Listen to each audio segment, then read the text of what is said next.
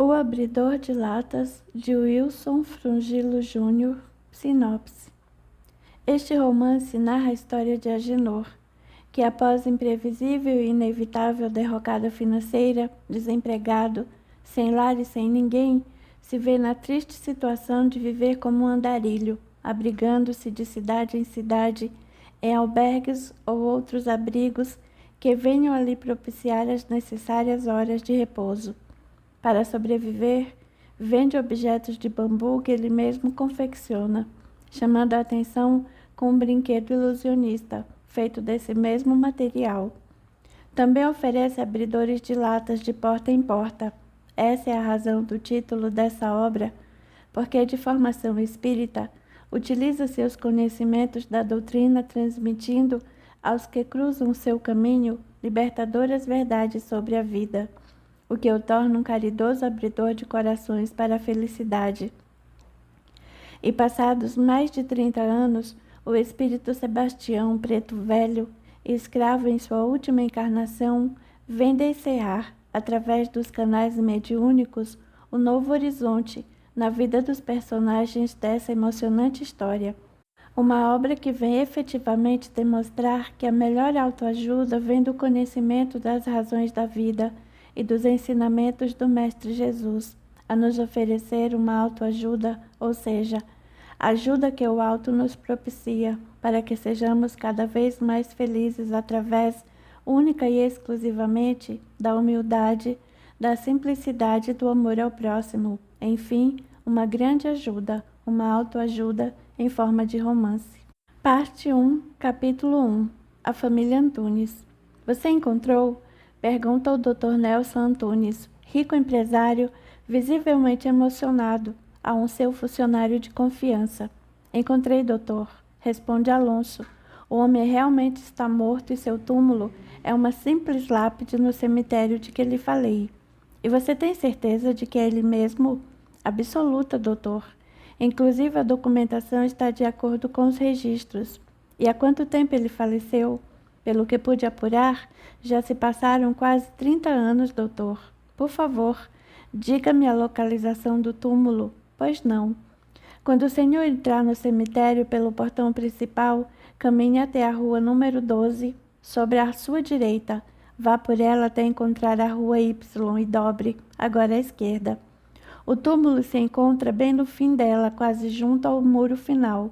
Lado direito, lápide número 318. Já anotei, Alonso. Muito obrigado e, por favor, sigilo absoluto. O empresário desliga o telefone e prostra-se numa poltrona com lágrimas nos olhos.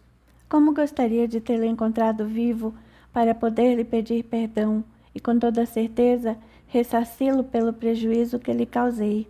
Fica a pensar. Meu Deus, já se passaram mais de 30 anos que tudo aconteceu. Ele morreu moço e pouco tempo depois.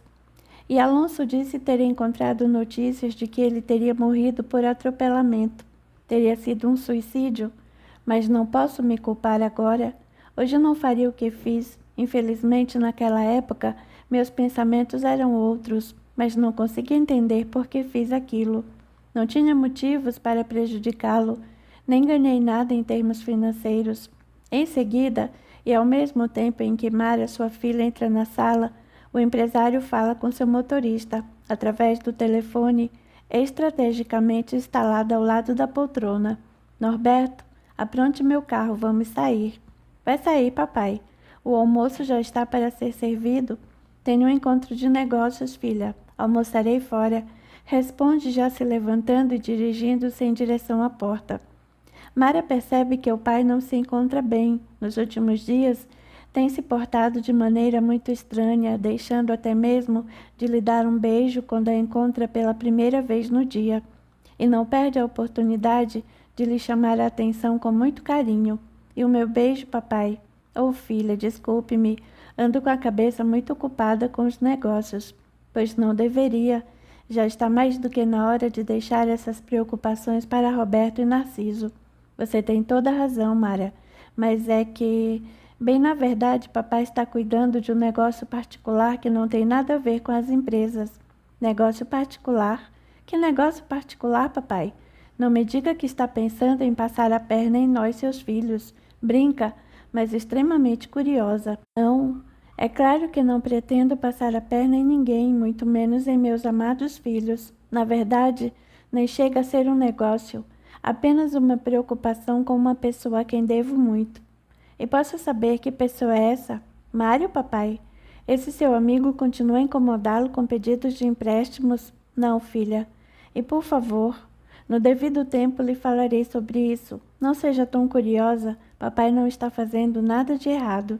Disso eu tenho certeza. Você é o homem mais correto deste planeta e bem sabe o quanto eu e meus irmãos nos temos espelhados em você.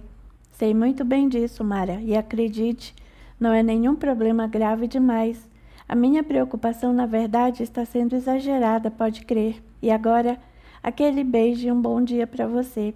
A propósito, seus irmãos vêm almoçar em casa hoje? Ainda não estive no escritório. Disseram que viriam. Vou aguardá-los. E pode ir sossegado, papai, vou conter a minha curiosidade. Até a noite, Mara. Até a noite, papai.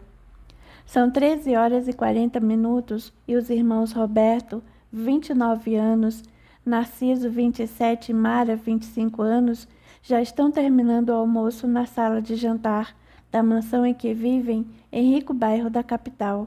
Roberto e Narciso, ambos os engenheiros, detêm altos cargos nas empresas da família Antunes, enquanto Mara cursa o 4º ano de medicina. A mãe, senhora Carmen, faleceu há 4 anos, e os filhos residem com o pai, a quem insistem para que se aposente definitivamente.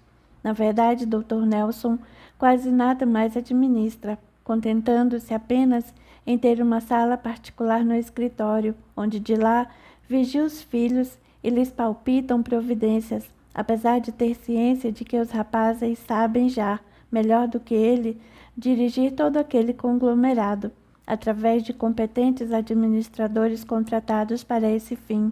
Mesmo assim, os moços, sempre que podem, procuram o velho magnata a fim de se aconselharem em alguma nova investida no mercado.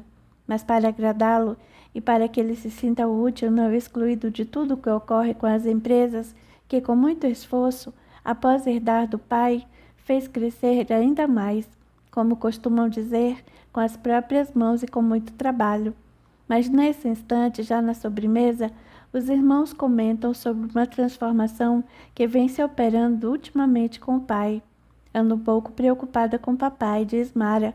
Pelo menos não vem agindo como de costume. Hoje mesmo, quando cheguei, disse isso a ele, mas senti que procurou disfarçar, dizendo que está muito preocupado com uma pessoa a quem deve muito. Deve muito. Papai nunca me falou sobre alguém a quem lhe devia muito, comenta Roberto. Perguntei-lhe se ele não estaria preocupado com Mário, a quem sempre empresta algum dinheiro. Não pode ser Mário, pois papai nada deve a ele, muito pelo contrário, complementa Narciso. Sabem, pareceu-me que papai tinha lágrimas nos olhos. Lágrimas? Sim. Porém nada comentei, pois não tinha certeza. Eu e Roberto também já percebemos que papai anda um tanto entristecido, Mara. Já não nos acompanha mais quando temos de almoçar no centro da cidade, em algum restaurante. Diz que vai comer mais tarde. Agora me lembro. Um dia, ao procurar por ele, perguntei ao seu motorista se sabia de seu paradeiro, e ele me disse que papai havia tomado um táxi e o tinha dispensado. Bastante estranho isso. Papai sempre utilizou seus serviços, nunca soube de ele ter apanhado um táxi. E os filhos do Dr. Nelson continuam a conjecturar hipóteses sobre aquilo que eles consideravam um mistério na vida do pai. 2 dias depois, quando Narciso está chegando a casa por volta das 19 horas, vê o pai entrar em um táxi, a poucos metros da residência. Imediatamente, com cuidado, retorna com o carro e o segue. O táxi percorre várias ruas e bairros até estacionar defronte a uma casa simples.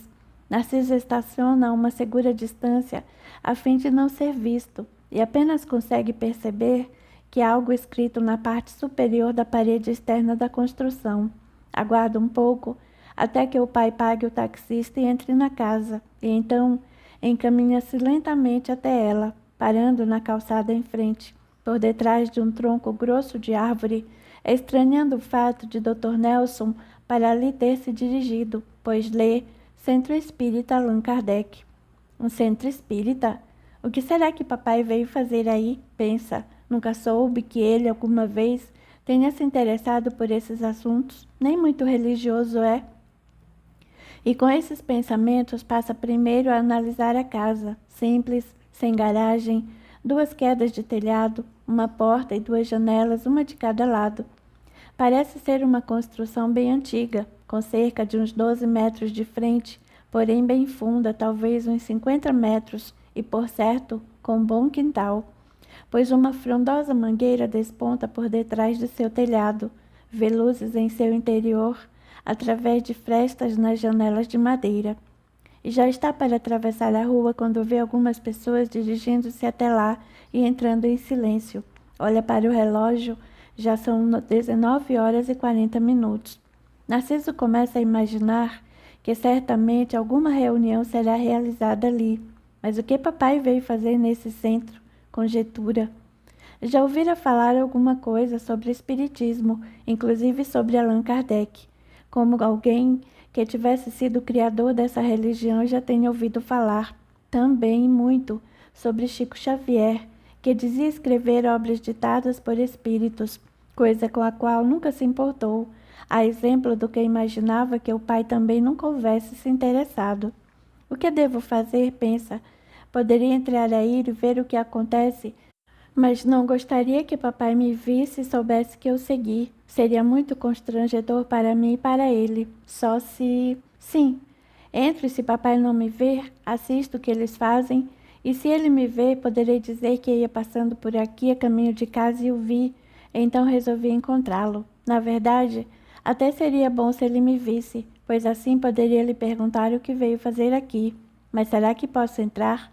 Na verdade, não sou seguidor dessa religião. Será que só os que a professam podem frequentar? E papai, estaria porventura frequentando esse centro? Nunca nos falou nada sobre isso. Deixe-me ver.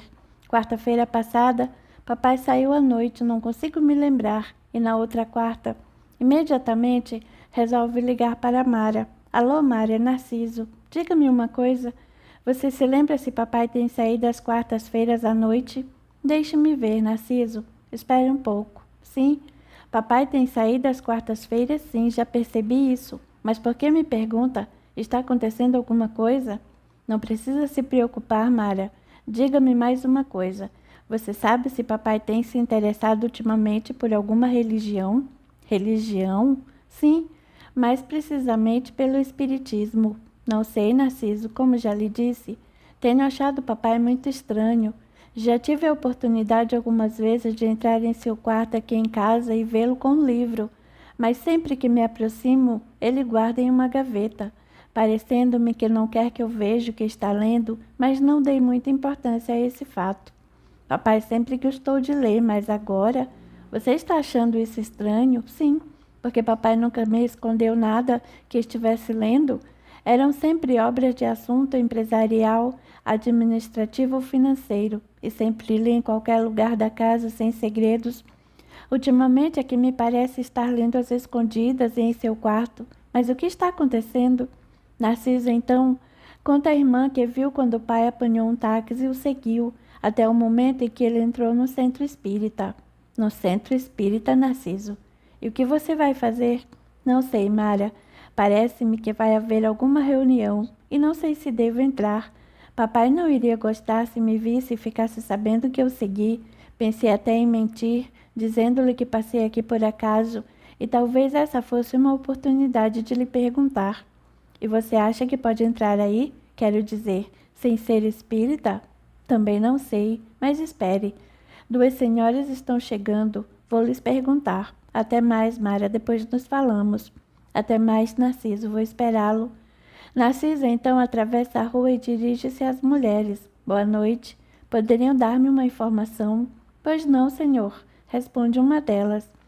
É que bem, vai haver alguma reunião no centro? Pergunta apontando para casa. Sim, hoje é dia de passes, não gostaria de entrar? E eu posso? Sim. Daqui a pouco esta porta estará aberta para quem quiser. Nós viemos um pouco mais cedo para nos prepararmos. Fazemos parte da equipe que aplica os passes. É que eu nada sei sobre isso, na verdade nem sei o que é isso. É a primeira vez que venho a um centro? Sim. O que acontece? Mente Narciso. É que eu vinha passando por esta rua e vi quando meu pai entrou aí e fiquei curioso. Nunca soube que ele se interessasse por essa religião, nunca me disse nada e nem aos meus irmãos. Pensei até em entrar também, mas não gostaria que ele me visse e pensasse que eu estou seguindo, pois deveria entrar e conversar com ele. Narciso fica alguns segundos pensativo e responde: também não sei o que o leva a nos esconder isso. Como é o nome do seu pai? Nelson Antunes. Nelson Antunes? Ah, sim. Deve ser o Dr. Nelson. Ele não é um rico empresário? Esse mesmo. Ele tem frequentado o centro já há algumas semanas. Ele descobriu que é médium. Médium? As senhoras querem dizer que ele recebe espíritos que falam por ele? Vejam bem, eu sei muito pouco sobre isso. Médium, explica uma das senhoras. É a pessoa que tem a faculdade de servir de intercâmbio entre o plano espiritual, que é o verdadeiro plano da vida, com este plano em que vivemos, que é o material. Ou melhor explicando, o médium transmite o que os espíritos querem nos dizer, uns através da psicofonia, ou seja, através da fala, ou da psicografia, que é através da escrita. Existem outros tipos de médios também, como os médios de efeitos físicos, os audientes, que são os que ouvem os espíritos, os curadores, que curam doenças, os videntes, que os enxergam, que parece ser o caso do seu pai. Espere um pouco, por favor, pede Narciso. A senhora quer me dizer que meu pai é um médium que vê espíritos? Pelo que soube, seu pai disse ter visto um espírito feminino uma noite em seu quarto e que falou com ele. Uma mulher? Sim. Sua mãe ainda é viva? Não. Mamãe faleceu há 4 anos. Ele disse se foi ela? Não sabemos. Responde uma das senhoras. A única coisa que posso lhe adiantar é que essa mulher lhe pediu que procurasse pelo seu Haroldo. E quem é seu Haroldo? É o presidente do centro. É um homem muito culto, muito inteligente, um grande conhecedor da doutrina espírita. E o que meu pai vem fazer aqui? Ele toma passes e seu Haroldo lhe tem prestado muitos esclarecimentos. Na verdade, eles já se conheciam de algum tempo, depois nunca mais se viram. Narciso fica alguns segundos em silêncio, sem saber o que fazer ou falar. Encontra-se atônito diante daquela revelação. Porque seu pai nunca lhe falara e a seus irmãos sobre isso? Será que não estava tendo coragem de lhes comunicar que seguia essa religião e que era médium vidente? E por quê? Nunca houvera segredos entre eles? E então o senhor vai entrar? Não, não. Mas gostaria de conversar com seu Haroldo particularmente, antes de falar com meu pai. Bem, o senhor poderá falar com ele quando quiser, e se não quiser vir até o centro, poderá falar com ele em sua casa. Ele mora ali naquela casa verde, diz a mulher, apontando uma moradia alguns metros mais abaixo, atravessando a rua. E a senhora poderia me dizer qual seria o melhor horário para encontrá-lo? O senhor poderá procurá-lo por volta das 22 horas. Já deverá estar em casa. Nossa reunião termina às 9h30 e ele fecha o centro e vai para casa. E não seria um incômodo? De maneira alguma. Seu Haroldo é muito solícito e tenho certeza de que o atenderá com muito prazer. Ele gosta muito do seu pai. Tudo bem, então, de qualquer forma, muito grato pelas informações e uma boa noite. Boa noite, senhor. A propósito, por favor, não diga ao meu pai que estive aqui. Pode ficar tranquilo, nada lhe diremos. Eu lhes agradeço. Capítulo 2. Família Gomes. Alguns dias antes. Então, doutor, é grave? Pergunta dona Silmária Gomes ao médico psiquiatra, que após atender seu marido lhe fala em particular. Otávio está cometido de grande depressão. Por ora, vamos dar início a um tratamento medicamentoso que considero bastante eficaz nesses casos. Somente lhe peço que acompanhe a ingestão desses remédios nos horários que defini, porque muitas vezes existe certa resistência inicial por parte do paciente a ingeri-los. Por favor, mantenha-me informado sobre o desenrolar desse tratamento. E marque com minha secretária um retorno para daqui a 15 dias. Também gostaria que ele se alimentasse melhor. Pelo que pude apurar, ele se encontra bastante enfraquecido. E devo deixá-la ausentar-se de casa? Pelo que a senhora me informou nos últimos dias, Ele tem permanecido em sua residência, não é? Sim. Depois de ter faltado ao serviço por uma semana, recolheu-se em seu quarto e não sai mais. Tudo bem. Se ele quiser sair, terá que ir acompanhado. A propósito, não consegui dele a informação do que teria feito nesses dias em que faltou ao serviço, e que a senhora somente ficou sabendo quando colegas de trabalho lhe telefonaram para perguntar por ele. A senhora teria alguma ideia a esse respeito? Não, doutor. Penso que, como já lhe disse, tenha sido por causa da mágoa que tenha tido ou não ser promovido na empresa. Até seu novo chefe está preocupado com ele. Chegou a ligar em minha casa para perguntar. Foi quando descobri, apesar de já ter percebido grande mudança em seu comportamento, sempre fechado, e cheguei a vê-lo chorando por diversas vezes, mas nada me falava do que das lágrimas e até disfarçava. Compreendo, mas vamos então fazer assim. Vigilância sobre a ingestão dos medicamentos, que não poderão ficar em lugar conhecido por ele, e acompanhamento constante de seus passos. E repito, comunique-me sobre qualquer mudança em seu comportamento, seja para pior ou para melhor. Eu e minha filha faremos como o senhor está recomendando. E o papai e mamãe estão tão preocupadas? Pergunta Solange, filha de Otávio e Silmara. Assim que esta, chegando do médico, instalado o marido em seu quarto, retorna para a sala de estar. O Dr. Leonardo disse que teremos de manter seu pai sob vigilância para que ele tome os remédios na hora certa e que o acompanhamos se ele de repente resolver sair. O que poderá ser, mamãe? Tenho tanto medo. Nunca vi papai assim desse jeito. Eu também. Mas o médico disse que ele irá melhorar, pois já teve outras experiências com pacientes como ele. Solange, filha única de 26 anos, entra em pranto. A mãe a abraça e procura acalmá-la. Sabe o que penso, filha? O que, mamãe? Imagino que por causa da firma onde ele trabalha, por causa da promoção que ele tanto esperava e que não recebeu na empresa. Isso mesmo. Há tempos ele esperava essa promoção e quando chegou o momento, trouxeram um funcionário de outra das empresas e lhe deram o cargo. Papai dá muita importância a esse emprego, não? Tanta que raríssimas vezes faltou ao serviço, sempre trabalhando até mais tarde. Não faltava nem quando estava doente, tudo em benefício da firma. E por que não lhe deram o cargo, mamãe? Injustiça? Não sei, Solange. Eu não entendo nada disso. Talvez o moço que hoje ocupa o lugar tão almejado por seu pai tenha melhores condições. Hoje, os mais jovens são mais preparados. Otávio já tem 67 anos, conhece pouco a língua inglesa e a informática. É bastante esforçado e até frequentou cursos, mas não é mais um jovem que aprende tudo tão facilmente. Você mesma sabe mais que ele. Papai ainda é do tempo, mamãe, que a antiguidade dava direito a cargos. Hoje as coisas mudaram muito. E penso que esse seu desgosto, essa sua revolta acabaram por deixá-lo doente. Pobre papai. E ele nem precisa tanto dessa promoção. O que ele ganha na empresa é suficiente para vivermos. Cursei uma universidade e temos um bom automóvel. Você tem toda a razão, filha. Essa empresa sempre nos sustentou muito bem, mas a vaidade, o orgulho, a ganância, mamãe, também. Seu pai sempre quis subir na vida para aparentar sucesso perante as pessoas, principalmente aos nossos parentes. E veja que temos uma situação financeira melhor que a de todos eles. E o que podemos fazer, mamãe? Apenas aguardar e rezar, Solange. Deus haverá de nos ajudar e tudo dará certo. Tomara que papai sare e que mude esse seu jeito de pensar e de ser. Faremos ele mudar. Nesse instante, numa das empresas que é de propriedade do Dr. Nelson, Roberto, seu filho, conversa com um dos funcionários. Tem mais notícias de Otávio? Não, senhor.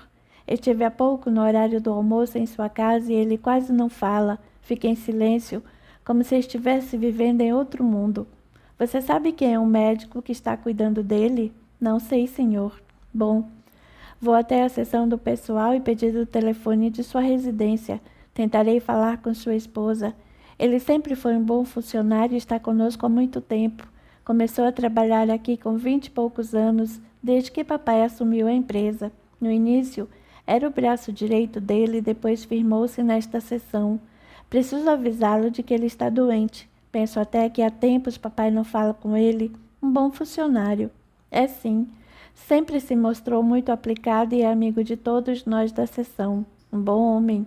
Nesse momento, chega Péricles, o novo chefe de seção, cargo que Otávio ansiava em ocupar. Bom dia, senhor Roberto. Bom dia, Péricles. Vocês estão falando de Otávio? Sim, responde o empresário. Ferreira está me relatando que ele se encontra muito doente, na verdade com forte depressão. Sei que andou faltando ao serviço por uma semana e nem a esposa sabia disso nem por onde ele andava. Cheguei a falar com ela por telefone. Nunca reclamou de nada, sempre teve ótima saúde. De uns tempos para cá começou a agir estranhamente, sempre calado, desgostoso. Agora há cerca de uma semana que não veio mais trabalhar. Há quanto tempo precisamente ele começou com esse comportamento estranho, Ferreira? Pergunta Péricles. Que há uns 2 meses, desde quando assumiu o cargo de chefia, não é? Sim, penso que... Pensa? Nada não, senhor, só pensei alto. Responde o homem, visivelmente arrependido do que lhe escapara dos lábios, e tenta desconversar, mas não consegue. Péricles insiste enquanto Roberto se limita a ouvir o diálogo. Você está querendo dizer algo, Ferreira? Este é o momento certo, já que nosso patrão se encontra aqui conosco. Não, não. Péricles, após refletir um pouco, dispara, pois eu vou lhe dizer o que quase deixou escapar. Ferreira sente o rosto avermelhar e queimar, tão atrapalhado e arrependido. Você quis dizer que Otávio começou a sentir-se assim depois que eu assumi este cargo que ele esperava fosse dele, não é? Bem, não se preocupe, Ferreira. Eu sempre percebi que não era somente ele que pensava assim. Já ouvi alguns trechos de conversas que se interromperam quando me aproximei de alguns dos funcionários. Realmente, Ferreira, este cargo deveria ter sido dado a ele, principalmente pela sua antiguidade no setor e pelo grande conhecimento prático que possui com respeito aos serviços.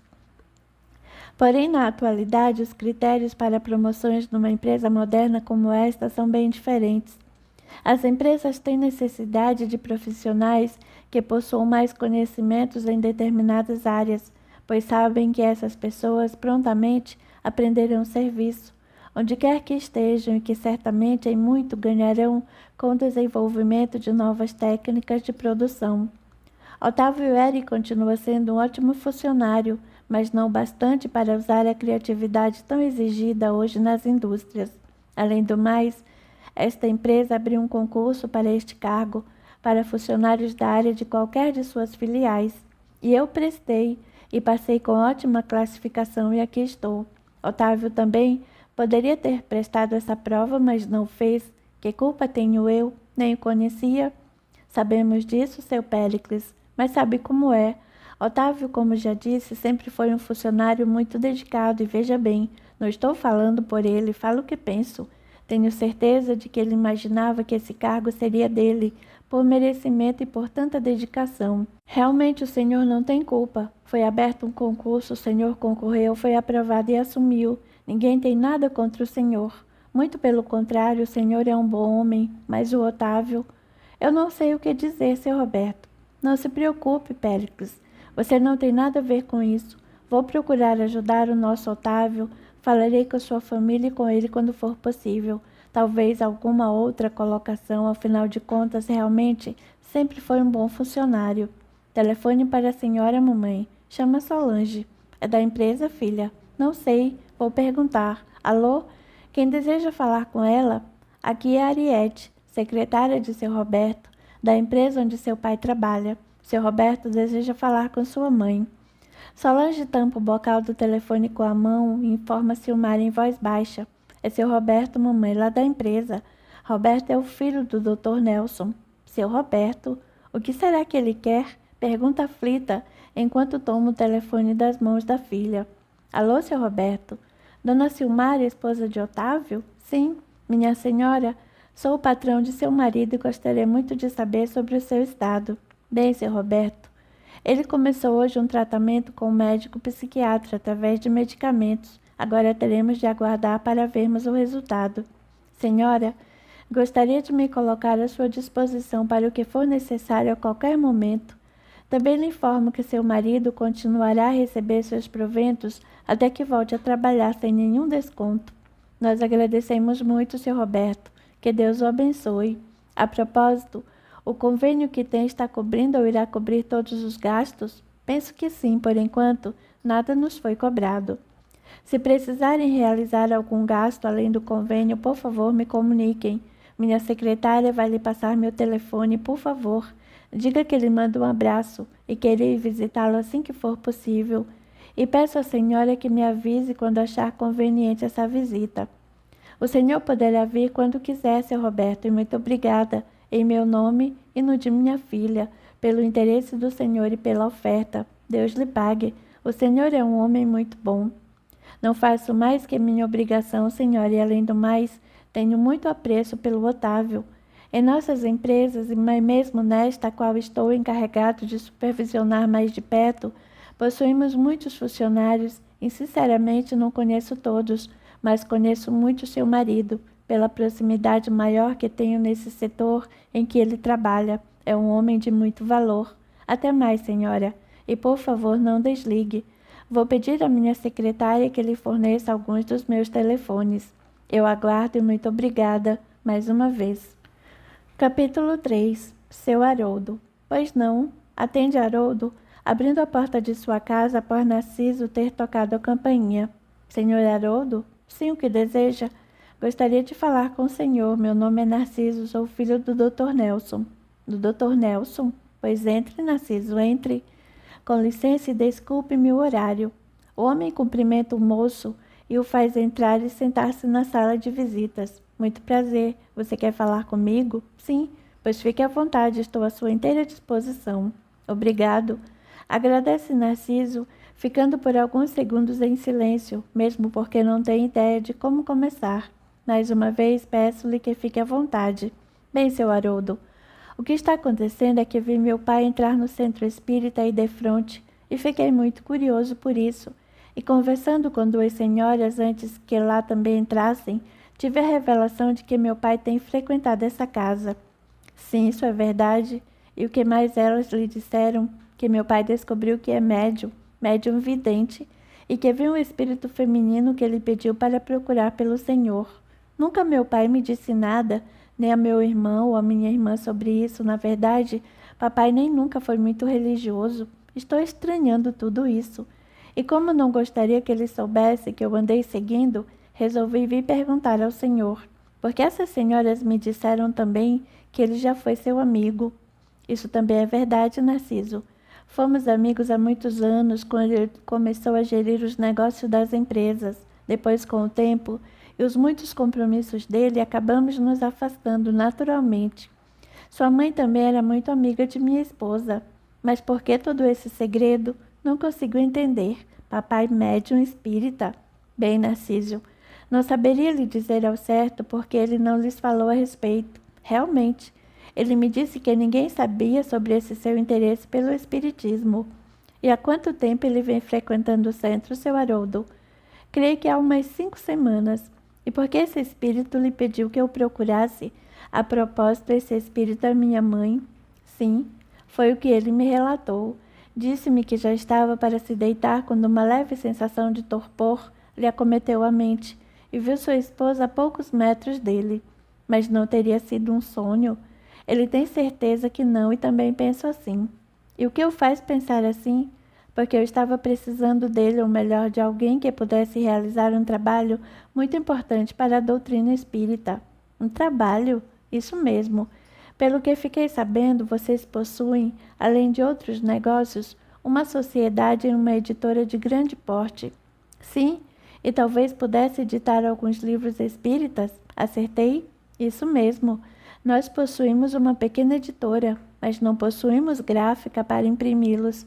Precisamos imprimir em gráfica comercial e os preços estão cada vez maiores, e penso que talvez agora, se seu pai realmente se interessar pela doutrina espírita, possa nos ajudar com um preço um pouco mais acessível. A propósito, tenho recebido alguns originais que talvez venham a se transformar num livro. Compreendo. Pode ser. E talvez fosse essa a intenção de minha mãe, lhe aparecer e lhe pedir que eu procurasse. Roberto, seu pai, nunca me pediu segredos sobre isso. Apenas penso que seria bom que ele mesmo lhe falasse no devido tempo, ou seja, quando ele achar melhor falar sobre isso. Pode confiar em mim, seu Haroldo. Não vou dizer a ele sobre esta nossa conversa, mas não poderei aguardar esse segredo de meus irmãos. Não tem problema nenhum. Penso até que seria bom ao alvitre que vocês soubessem. Dessa forma, quando eles lhes contar, tudo será mais fácil, mesmo porque não sei o que você, seu irmão e sua irmã pensam sobre a doutrina espírita. Não pensamos nada, seu Haroldo, e nem temos nada contra. Minha irmã já chegou a ler algumas obras espíritas e diz gostar muito desse tipo de leitura, principalmente dos romances. E minha mãe, apesar de não frequentar nenhum centro espírita, lia muito sobre esse assunto. Acreditava na reencarnação e às vezes até se dizia espírita. De minha parte, assim como meu irmão, já ouvimos falar a respeito, apesar de nada termos lido. Muito bem, Narciso.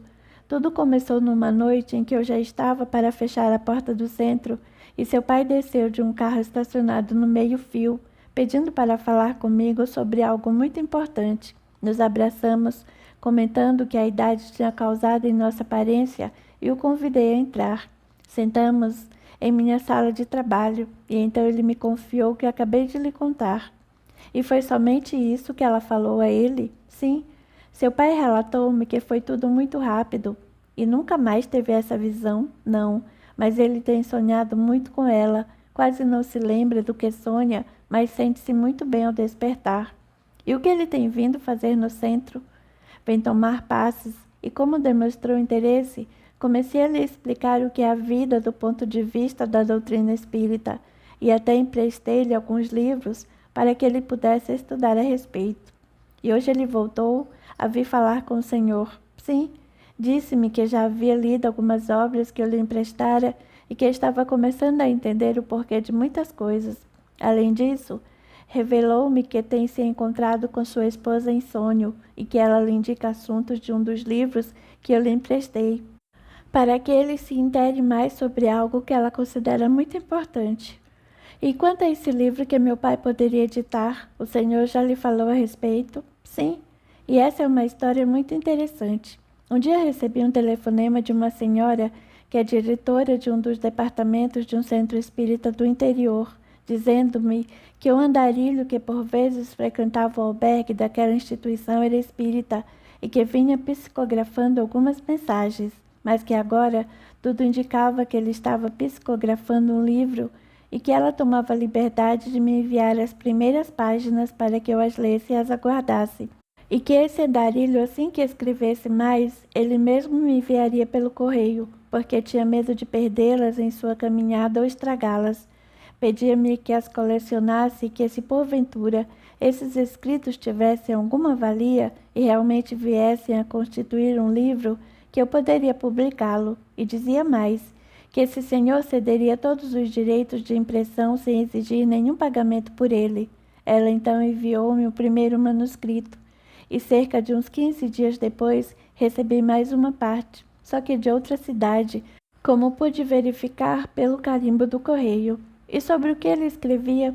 Tratava-se de uma história que começava no momento da desencarnação, que é o termo que usamos para nomear a morte do corpo físico de uma pessoa, mais precisamente, como pude constatar pelos escritos, de um negro escravo. Negro escravo? Isso mesmo. E confesso que fiquei bastante impressionado pela forma como aquele médium escrevia, e principalmente pela riqueza dos detalhes dos fatos que ocorreram nos momentos que antecedem a desencarnação, ou seja, no desligamento do espírito com o corpo, bem como sobre os fios vitais que os ligam. Depois, o momento de despertar na verdadeira dimensão da vida, que é a vida espiritual, e algumas explicações mais. Nessa primeira vez foram apenas 6 folhas manuscritas. Fiquei muito curioso, até que cerca de 15 dias depois recebi outro envelope com a continuação da história. Creio que será um bom livro e por isso falei com seu pai sobre o meu plano de editá-lo, assim que terminar de receber todo o material. E papai leu esse material, já leu 2 dos envelopes e, como eu, sofre com a curiosidade, principalmente porque não sabemos quando iremos receber o próximo. E ele está entendendo tudo o que diz lá? Sim, apesar de ter me feito algumas perguntas a respeito e tenho maior interesse em informá-lo. Vocês falam e acreditam muito em encarnação, reencarnação, coisas desse tipo. O que os fazem pensar assim? A doutrina espírita nos explica a vida através das diversas encarnações pelas quais passamos, por dois simples motivos: justiça e principalmente aprendizado. Veja bem, não sei que religião professa, mas quase a maioria delas acredita em céu e inferno, onde depois da morte poderemos ser eternamente felizes ou eternamente infelizes, com sofrimentos atrozes, certo? Sim, os bons iriam para um paraíso e os maus para um inferno pleno de suplícios. E você acha isso justo? Penso que seria uma maneira de os homens se comportarem como cristãos, onde quem errar não poderá ter mais nenhuma chance. Diga-me uma coisa: se um dia um de seus filhos errar, você não seria capaz de perdoá-lo e dar-lhe uma nova chance de se modificar e de não errar mais? Bem, sou solteiro e não tenho filhos, mas penso que sim, meu pai mesmo assim o faria. E por que acha que Deus, infinitamente bom, não agiria também dessa forma? Você ou seu pai são melhores que ele? De forma alguma. Mas o que as diversas encarnações têm a ver com isso? Uma maneira de voltarmos a conviver com pessoas às quais causamos algum mal, com a oportunidade de reparar de alguma forma esse mal, e também a oportunidade de vivermos situações que ainda não vivenciamos, a fim de aprendermos a agir corretamente nessas mais diversas ocasiões, sempre em relação com o próximo. E complementando um pouco mais sobre essa questão de algumas religiões crerem que possuímos somente uma vida na Terra, vou lhe passar um exemplo muito interessante. Um exemplo muito bem construído no livro que li há pouco tempo. Você quer me ouvir? Lógico, estou interessado. Haroldo então procura uma página de um livro que apanha em uma estante e lê. Veja bem, não podemos crer numa punição eterna denominada inferno, pois senão haveria aí uma grande injustiça por parte do Criador, que possa dar essa destinação a um pecador que morre com idade madura e vai para esse inferno, com um bebê que morre em tenra idade e não teve oportunidade de demonstrar-se, vivendo até essa mesma idade madura, teria merecimento para ir para um paraíso ou para um local de padecimentos. Isso é verdade. Além do mais, não é uma idade média de cerca de 60 e poucos anos de vida que dará condições a um ser humano de chegar até Deus. Uma só encarnação é muito pouco para o aprendizado, além do que, uns vivem experiências diferentes das de outros. E quanto àqueles que creem que tudo termina com a morte, se não houvesse uma continuidade após a morte do corpo físico, de que adiantaria para o espírito encarnado ser bom? Que recompensa ele teria se tudo acabasse com a morte? Estariam sendo beneficiados aqueles que somente gozaram os prazeres da vida material, mesmo à custa de seus irmãos, não acha? Pois se tudo terminasse com a morte, não teriam de arcar com as consequências de seus atos. O Senhor diz que reencarnamos para repararmos males cometidos em encarnação passada, mas, se não nos lembramos de nada, ainda não consegui entender. Deus, através de sua misericórdia, nos propicia a dádiva do esquecimento do passado, senão seria impossível vivermos juntamente com as pessoas com quem temos débitos a resgatar. Você já pensou como seria difícil ou até mesmo impossível convivermos com uma pessoa sabendo que ela nos fez um grande mal em outra vida, ou pior ainda, se ela soubesse o mal que lhe fizemos? Mas para que tudo isso? Imagine uma pessoa que tem um ódio muito intenso por outra, por causa de algo ruim que ela lhe causou. Quando ela estiver sem o corpo físico, esse ódio continuará, e como seria a melhor maneira de se livrar desse ódio que tanto a faz sofrer? Porque, na verdade, o ódio traz muito sofrimento às pessoas, apenas trocando esse ódio por amor. O Senhor poderia me dar um exemplo? Seu Haroldo sorri, procura outra página do livro e continua. Vamos imaginar que você tem um ódio muito grande por alguém, que depois de desencarnados, você reencarne, cresça, se case, tenha um filho, e que esse seu filho seja essa pessoa, esse espírito a quem você tanto odiava. E não sabendo que esse seu filho era aquele mesmo espírito a quem você tanto odiava, o que vai acontecer? Você vai amá-lo desde pequenino, vai vê-lo crescer, vai educá-lo. Se um dia, quando liberto da matéria, vier a saber que ele foi ao passado aquele espírito que tanto mal lhe fez, não vai mais conseguir odiá-lo, porque já trocou esse ódio pelo amor paterno. Tem lógica. Gostaria de saber mais a respeito dessa doutrina, mas já ocupei muito seu tempo. Agora o que o senhor acha que devo fazer em relação ao meu pai? Seu Haroldo pensa um pouco e aconselha. Se você achar uma boa solução, podemos fazer o seguinte. Já que demonstrou certo interesse a respeito da religião dos espíritos, leve esse livro e procure inteirar-se um pouco mais sobre o assunto.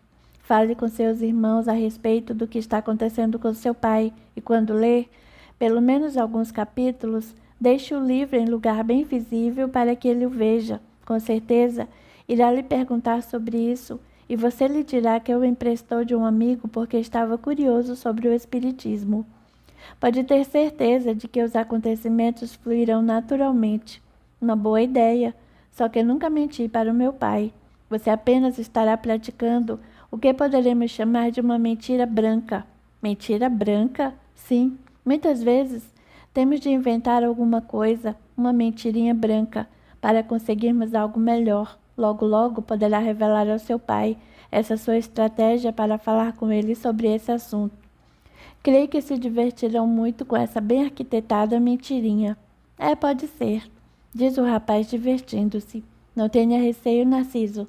Esse tipo benéfico de mentira sempre existiu. Separa o bem, por que não? Vou lhe dar um exemplo. Você vai visitar um conhecido no hospital e sabe que seu caso é muito grave. Você lhe diz isso se ele lhe perguntar? O senhor tem razão. Bem, muito obrigado, seu Haroldo.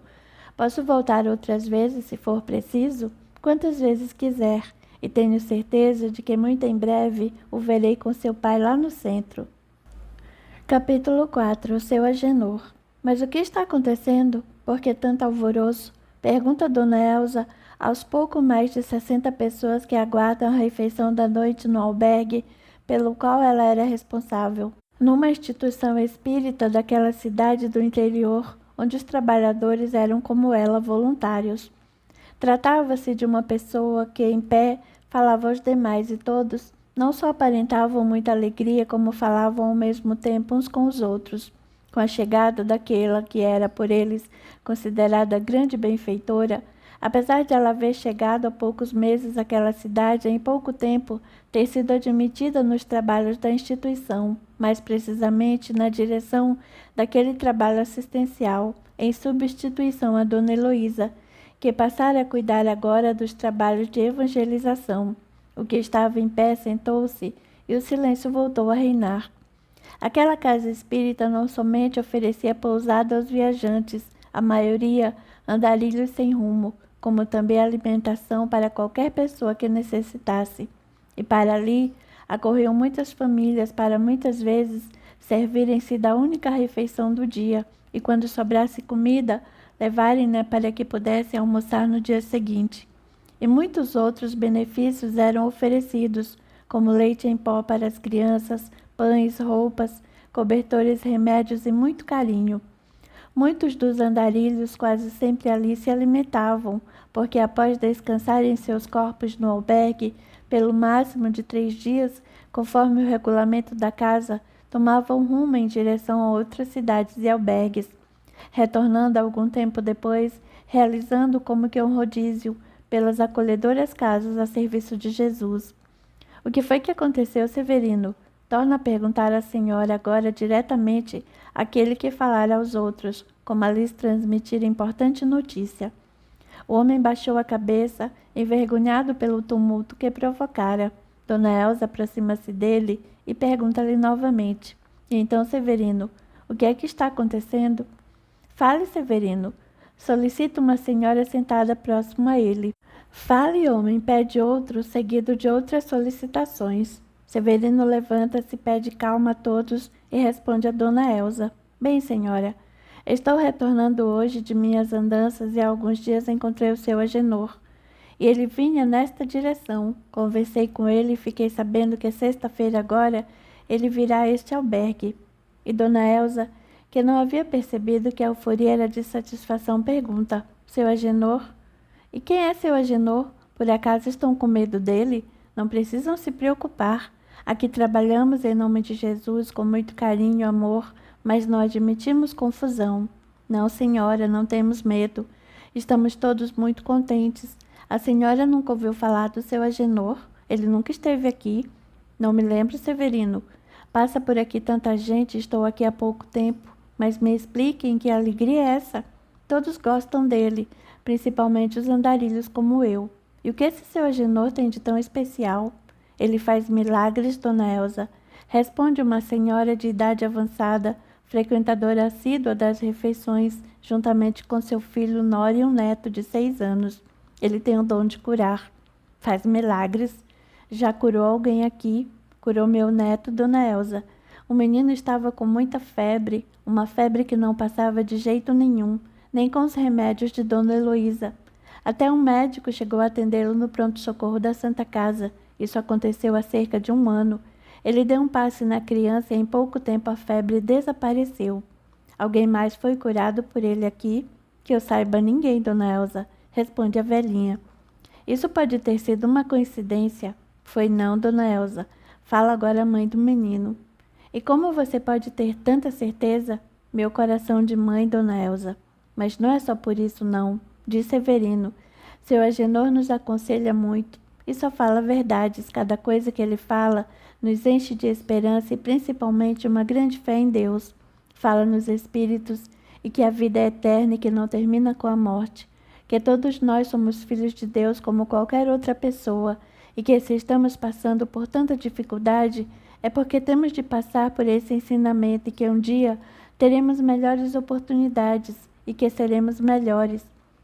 E ele fala de uma maneira tão bonita, só a senhora vendo ou melhor ouvindo.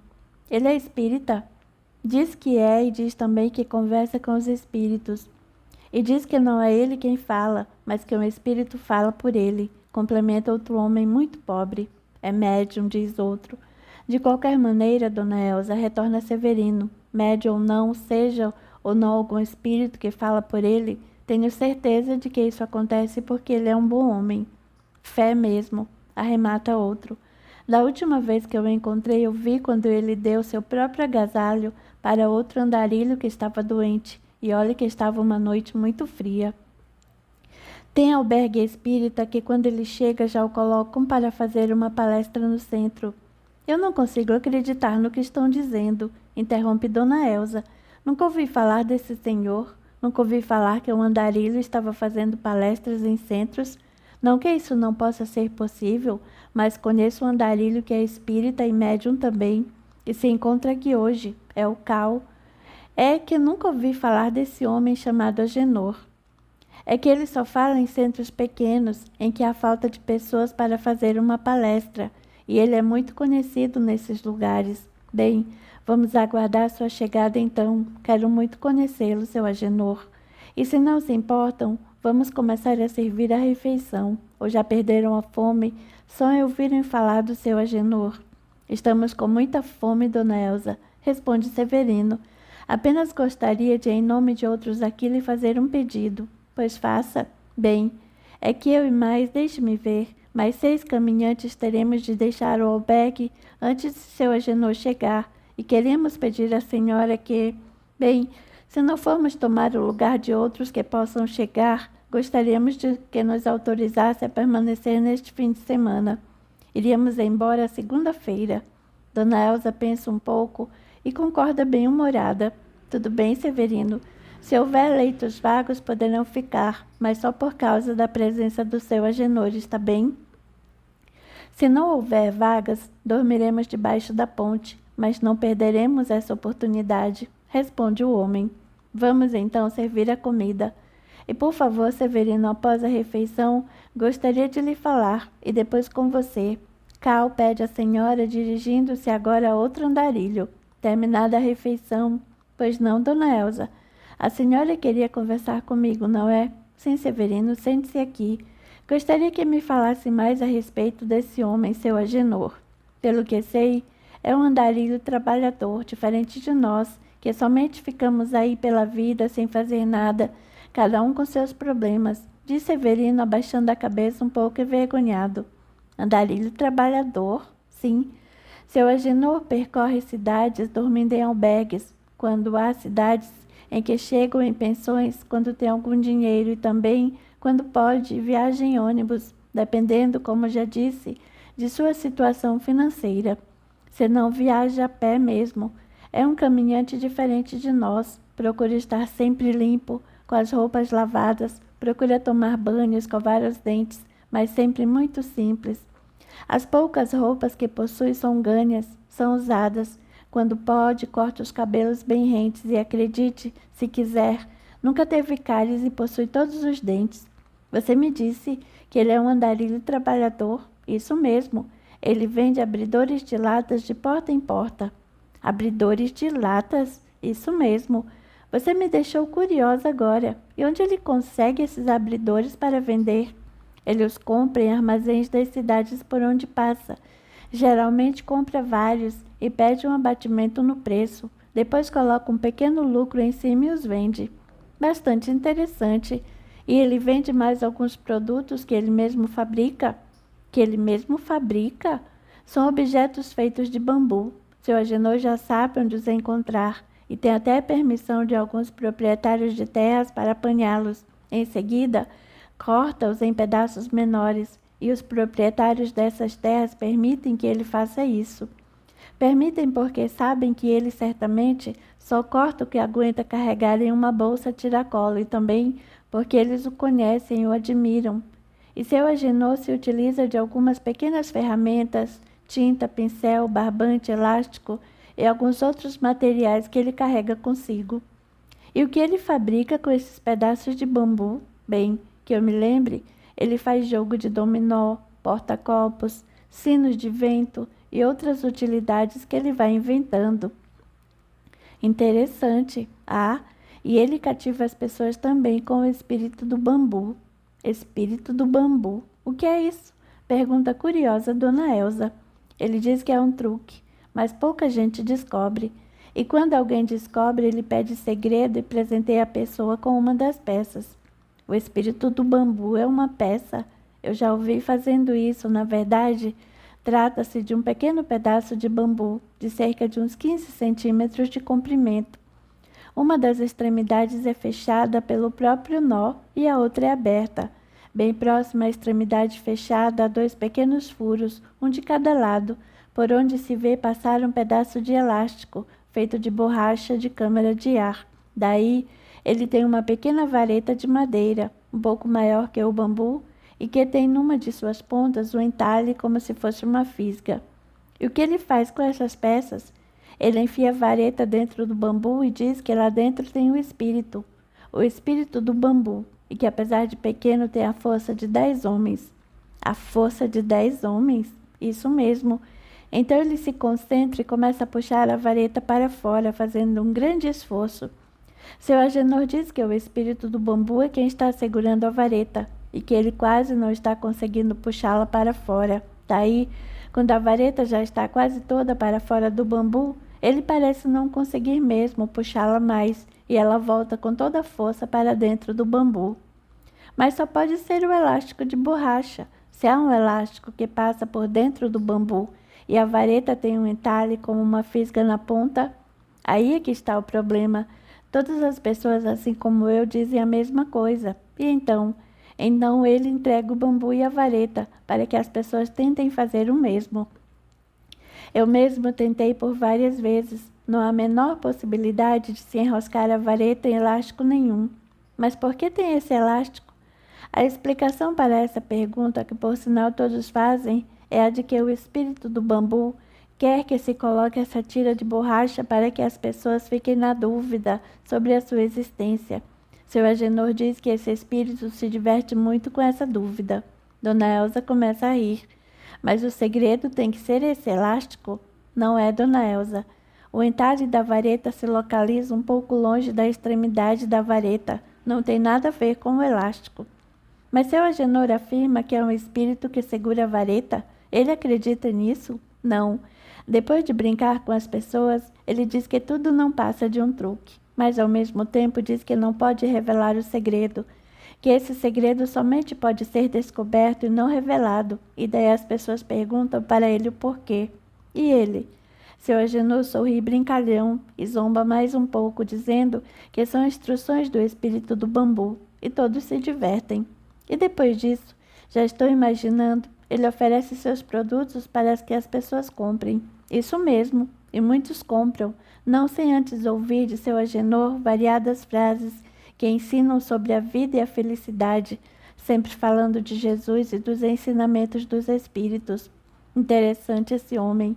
E é com esse dinheiro que ele ganha que consegue se manter. Quando não há algum albergue para dormir, ele paga um quarto ou pensão, e se não consegue um prato de comida, compra alguma coisa para comer, e pode também, às vezes, se a distância é longa, comprar uma passagem de ônibus. E você não acha, Severino, que poderia seguir o exemplo dele, você e tantos outros que vivem a perambular por aí sem nada fazer? Sei disso, dona Elsa, e muitos gostariam de ser como ele, mas nos falta vontade, sabe? De qualquer maneira, o admiram por ele ser assim. Isso é verdade, e todos gostam muito de ouvi-lo falar. Sabe, dona Elsa, todos que o ouvem, e eu pude ouvi-lo algumas vezes, sentem naquele momento enorme vontade de se modificar, de mudar de vida, mas depois que ele vai embora, tudo volta à antiga e continuamos como somos. E por que é que nenhum de vocês caminha junto dele? Poderiam aprender muitas coisas. Isso não é possível, dona Elsa. E por quê? Porque sabemos que ele gosta de seguir sozinho o seu caminho, e também pensamos que ele quer que nós nos modifiquemos por nós mesmos. Entendo. Tudo bem, Severino. Agora você já pode ir descansar. Cal, por favor. O homem se aproxima e senta. Cal, esse é seu apelido. É também um andarilho que muito conhece sobre a doutrina espírita e que às vezes sente impulso de escrever mediunicamente. Velho conhecido do centro, por diversas ocasiões mostrou escritos seus a Carlos, o presidente da instituição, que os considerou muito bons, tendo imprimido alguns deles para distribuí-los nas reuniões de passe. Haja vista tratar-se de mensagens de otimismo e de ensinamentos. E sempre que Cal tinha algum material, deixava-o com ele, para que os guardasse e não viesse a perdê-lo, ou que se estragasse em suas caminhadas. Desta feita, com dona Elsa, à frente do serviço de assistência a esses necessitados, Carlos delegou a ela essa função. Porém, numa das passagens de Cal pelo albergue, este lhe mostrou o início de uma comunicação, na verdade a de um escravo, que começava a descrever a sua própria desencarnação. Nessa ocasião, dona Elsa, bastante pressionada com o teor dos escritos, imaginando tratar-se de um futuro livro, resolveu falar com seu Haroldo, que administrava uma editora espírita. Falou com ele por telefone e enviou-lhe as primeiras páginas, combinando que o próprio Cal lhe enviaria as demais, pelo correio, porque não saberia onde ele poderia se encontrar quando as escrevesse. E então, Cal, tem enviado mais escritos para o seu Haroldo? Oh, sim, dona Elsa. Eu lhe enviei uma remessa, depois que a senhora remeteu aquele primeiro que lhe deixei. Logo mais, na próxima cidade, penso que conseguirei enviar outro, pois vou lhe dar uma quantia em dinheiro para que você o remeta. Não é preciso, dona Elsa, eu me arrumo, pois faço questão, Cal. Será uma ajuda, Deus lhe pague. Você é um homem muito bom, Cal. Não sou bom, não. Apenas sobrevivo e aceito fazer o que os espíritos me pedem. Deus o abençoe. Cal se retira e dona Elsa comenta consigo mesma. A doutrina espírita realmente está cada vez mais conquistando o coração das pessoas. Primeiro Cal, agora esse seu Agenor, mais um andarilho espírita, e faz palestras. Capítulo 5. O apoio ao pai. Naquela mesma noite, Narciso reúne-se com Roberto e Mária e conta-lhes o ocorrido. A conversa com seu Haroldo e a ideia de fazer com que o pai venha a saber do interesse dos filhos, pelo menos o de conhecer um pouco sobre a doutrina espírita, e resolvem que no dia seguinte irão adquirir em uma livraria mais 2 exemplares daquela obra que o homem emprestou a Narciso, a fim de se inteirarem realmente sobre o assunto. Mária então se propõe a auxiliá-los em algumas dúvidas, pelo fato de já haver lido um pouco a respeito. E assim o fazem. Narciso parece ter se interessado bastante, pois percebe efetiva justiça nos desígnios do alto, através da reencarnação, e sente enorme satisfação em perceber que a vida realmente continua e sobre a possibilidade do reencontro das pessoas que se amam. Alguns dias depois, os 3 irmãos se encontram reunidos na sala de estar, conversando sobre o que já leram e decididos a levar adiante o plano de fazerem o pai perceber que também se encontram interessados no assunto. Para tanto, deixam um dos livros sobre a mesa de centro que se encontra à frente das poltronas que ocupam. O pai está para chegar. Mara, então, com outro exemplar em sua mão, comenta sobre um assunto que acha deveras interessante. Vocês já leram o que este livro diz a respeito do encontro espiritual entre um encarnado e um desencarnado durante o sono, como tem acontecido com papai? Já li, sim, Mara, responde Narciso. Ainda não cheguei nesse ponto, responde Roberto. Pelo que pude entender, durante o sono, o espírito desprende-se do corpo, através do fenômeno denominado emancipação da alma, permanecendo a ele ligado por cordões de luz e que, revestido pelo perispírito, entra em contato com o plano espiritual. Alguns, após esse desprendimento, participam, juntamente com espíritos mais evoluídos, de atividades de aprendizado ou de auxílio a espíritos necessitados, encarnados ou não. A maioria, infelizmente, ainda não consegue ter uma participação sublime como essa e tende a se encontrar com espíritos afins e, com eles, vivenciar procedimentos de diversas ordens de viciações e erros. Quando despertam do sono, não se lembram desse intercâmbio, vindo-lhes à memória apenas cenas e acontecimentos de um sonho com informações contidas no cérebro material e que são liberadas nesse estado de adormecimento. De outras vezes, o espírito, após acordar, chega a recordar-se vagamente de suas atividades extracorpóreas, porém, lembranças essas como que embaralhadas com as imagens do sonho cerebral, mas ligadas à vida cotidiana. São raros os casos em que o espírito consegue se lembrar total ou quase totalmente dos acontecimentos do plano espiritual, que deve ser o caso de papai, que quase não se lembra do que fala com mamãe, mas sente que esteve com ela e desperta feliz com isso. Agora uma pergunta, interfere Roberto.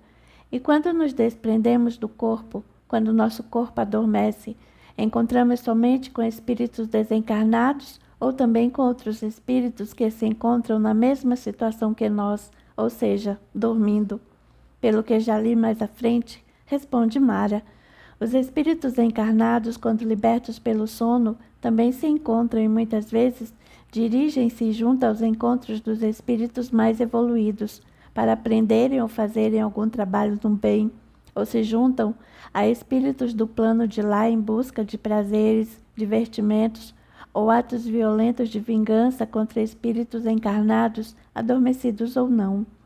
E o que aprendemos do lado de lá, quando da emancipação da alma, ou seja, durante o sono, não nos esquecemos?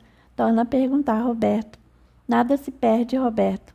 Podemos ou não nos lembrar, mas, por certo, assimilamos essa experiência em nosso espírito, influenciando nossos futuros atos, desde que tenhamos realmente aprendidos. Nesse momento, chega o Dr. Nelson, trazendo uma pasta em uma das mãos e um jornal dobrado na outra, no meio dele um livro. Boa noite, filhos. O que estão tramando assim reunidos? Boa noite, papai, responde Mara. Estamos conversando um pouco e aguardando para o jantar. Gosto muito de vê-los dessa maneira, todos juntos. Complementa colocando a pasta sobre um aparador e o jornal com o livro debaixo dela. Caminha em direção aos jovens e senta-se em uma das poltronas. Nesse momento, ao cruzar as pernas para se colocar mais à vontade, seu olhar é atraído para o livro que se encontra sobre a mesa de centro. Será que esqueci esse livro aqui? Pensa assustado. Não, o meu está ali, no meio do jornal. Será que... Não, tenho certeza de que ele está lá. E no ímpeto, apanha o exemplar de sobre a mesa e pergunta: de quem é esse livro? É meu, papai, responde Narciso. Mara também tem um. Também tenho um lá no escritório, diz por sua vez Roberto. O homem olha para os filhos sem nada entender, e estes acabam até por se divertir com aquela situação que, sem querer, acaba se tornando hilária. Vocês 3 estão lendo o mesmo livro, e cada um tem um. Narciso ganhou um exemplar, começou a ler, Achou interessante e acabou comprando um para mim e outro para Roberto, responde a moça. O Dr. Nelson fica alguns segundos sem saber o que dizer e acaba perguntando: E o que estão achando da leitura? Estamos muito empolgados, papai, responde Roberto. É um romance espírita e que, durante o desenrolar da aventura, traz o verdadeiro curso de espiritismo, pois aborda quase todos os assuntos dessa doutrina, de forma simples e bastante didática, sem ser cansativo e sem fugir do enredo da trama da história. Sei. E vocês todos estão interessados pelo espiritismo, todos ao mesmo tempo? E por que não? O senhor também não está? Pergunta Narciso. O homem pensa um pouco e, desconfiado de que seus filhos já podem estar sabendo sobre o que lhe está acontecendo, responde, após se levantar e se dirigir até onde se encontra o jornal, retirando de seu meio o livro. Estou sim. Estou lendo, ou melhor, já estou relendo esse mesmo livro. Senta-se novamente e fica aguardando que um dos filhos tome a palavra, diante de tal coincidência ou de qualquer outra situação que esteja ocorrendo. Narciso não se contém e, para terminar com aquele mistério, resolve contar tudo, desde o momento em que seguiu o táxi até a conversa que tivera com o presidente do centro espírita na casa dele. Falei com seu Haroldo, papai, e ele me contou a seu respeito. Explicou-me algumas coisas e deu-me este livro. Conversei com Mário e Roberto e decidimos lê-lo. Para, se fosse o caso, já decidimos que auxiliarmos o Senhor nessa sua empreitada, nessa sua tarefa, sei lá o que possa vir a ser. Acreditamos que o Senhor viu mamãe nos encontros que tem com ela durante o sono e queremos ajudá-lo, pelo menos com a nossa compreensão. Também estamos interessados em ler os escritos que seu Haroldo tem recebido e, se for possível, gostaríamos de ajudá-lo a publicar. O que o senhor acha? O Dr. Nelson emociona-se, com os olhos lacrimejantes levanta-se e, já com os filhos em pé, abraça-os agradecendo. Deus lhe pague, meu filho, pela confiança em mim. Somente não lhes contei antes, porque temia que não acreditassem. E podemos ler o que o seu Haroldo lhe passou? Podem sim. Vou buscar a cópia que ele me entregou. O homem dirige-se então ao seu quarto, trazendo algumas folhas, entregando parte delas a Narciso. Por favor, Narciso, pede Mara, lê em voz alta. O rapaz começa a ler, trazendo a todos enorme curiosidade pelo conteúdo.